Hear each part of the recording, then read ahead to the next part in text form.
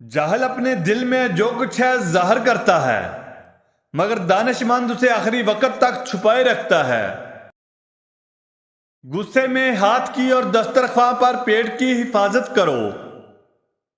جس بات کا تو علم نہیں رکھتا منہ سے مت کر، اور جو جانتا ہے مستحق کو بتانے میں دریغ نہ کر۔ حضرت علی رضی اللہ تعالیٰ عنہ نے فرمایا، 6 چیزوں کی شکایت کبھی نہ کرنا۔ نمبر 1، اپنی قسمت کی۔ نمبر 2، اولاد کے سامنے اپنے بڑوں کی۔ نمبر 3، اپنے ذاتی مکان ہوتے ہوئے اس کی تنگی کی۔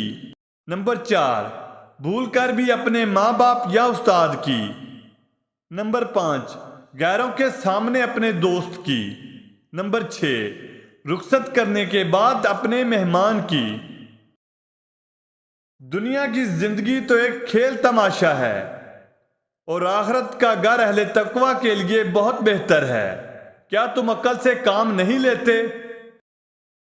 جو بھی پانی پر چلتا ہے اس کے پاؤں ضرور بھیگتے ہیں، اسی طرح صاحب دنیا گناہوں سے سلامت نہیں رہ سکتا۔ تم کو مال کی کثرت نے اندھا کر رکھا ہے۔ انسان کہتا ہے میرا مال میرا مال، مگر اپنے مال سے جو تو نے کھایا وہ ختم ہو گیا، جو پہنا وہ پرانا ہو گیا، مگر جو راہ خدا میں خرچ کیا وہ باقی رہے گا بس۔ بڑے بوڑھوں کا دل بھی 2 باتوں میں ہمیشہ جوان رہتا ہے، یعنی دنیا کی محبت اور امیدوں کی درازی میں۔ اللہ پاک نے جب سے دنیا کو پیدا فرمایا ہے، وہ زمین و آسمان کے درمیان پرانے مشکیزے کی طرح نکلی ہے، اور وہ قیامت تک کسی حال میں نکلی رہے گی۔ جب حضرت آدم علیہ السلام نے گندم کھا لی تو رفع حاجت کے لیے جگہ تلاش کرنے لگے، تو اللہ پاک نے ایک فرشتہ ان کے پاس بھیجا۔ اس نے پوچھا، کیا چاہتے ہیں آپ؟ حضرت آدم علیہ السلام نے فرمایا، جو کچھ پیٹ میں ہے اسے کہیں رکھنا چاہتا ہوں۔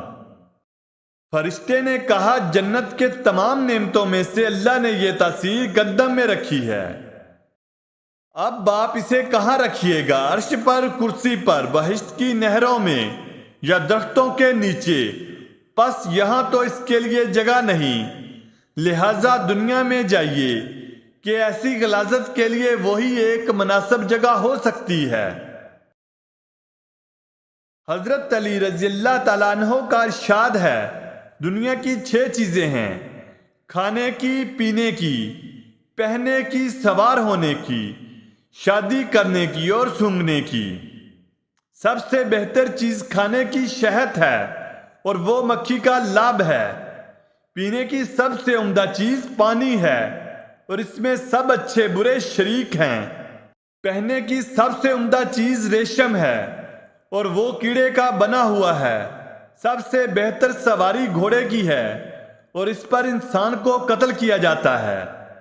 شادی کے لیے عمدہ چیز عورت ہے، مگر یہ محل مباشرت کے سوا کچھ نہیں۔ عورت کی سب سے عمدہ چیز چہرے کو سنوارنا، اور سب سے بری چیز فرج کو چاہتا ہے۔ اس دنیا میں ہر شخص مہمان ہے، اور یہاں کی ہر چیز مستعار ہے۔ مہمان آخر کوچ کر جاتا ہے، اور مستعار چیز واپس کرنا پڑتی ہے۔ اللہ پاک کی دوستی اس بات سے پیدا ہوتی ہے کہ جن چیزوں کو رب کریم دشمن جانتا ہے ان سے دشمنی کرو۔ مثال کے طور پر دنیا اور نفس۔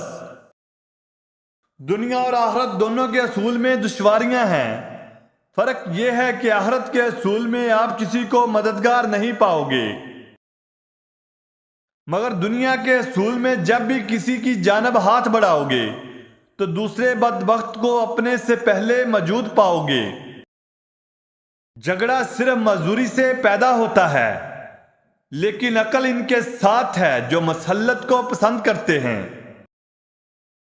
صاحب فہم پر ایک جھڑک کی احمق پر 100 کوڑوں سے زیادہ اثر کرتی ہے۔ اللہ تعالیٰ ان چیزوں سے گناہ رکھتا ہے: اونچی آنکھیں، جھوٹی زبان، وہ دل جو بڑے منصوبے بنائے، اور وہ گواہ جو جھوٹ بولے۔ وہ شخص جو بھائیوں کے درمیان جھگڑا پیدا کرے، وہ پاؤں جلدی برائی کی طرف دوڑیں، اور وہ ہاتھ جو بے گناہ کو نقصان پہنچائے۔ اگر بات کرنا چاندی ہے تو چپ رہنا سونا ہے۔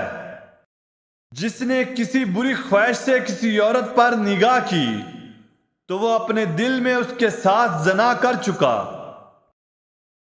حضرت علی رضی اللہ تعالیٰ عنہ فرماتے ہیں، کامیابی حوصلوں سے ملتی ہے، حوصلے اچھے دوستوں سے ملتے ہیں، اچھے دوست مقدر والوں کو ملتے ہیں، اور مقدر انسان خود بناتا ہے۔ دوستو، اگر ہماری ویڈیو اچھی لگی ہو تو ہمارے چینل کو لائک اور سبسکرائب کرنا نہ بھولیں۔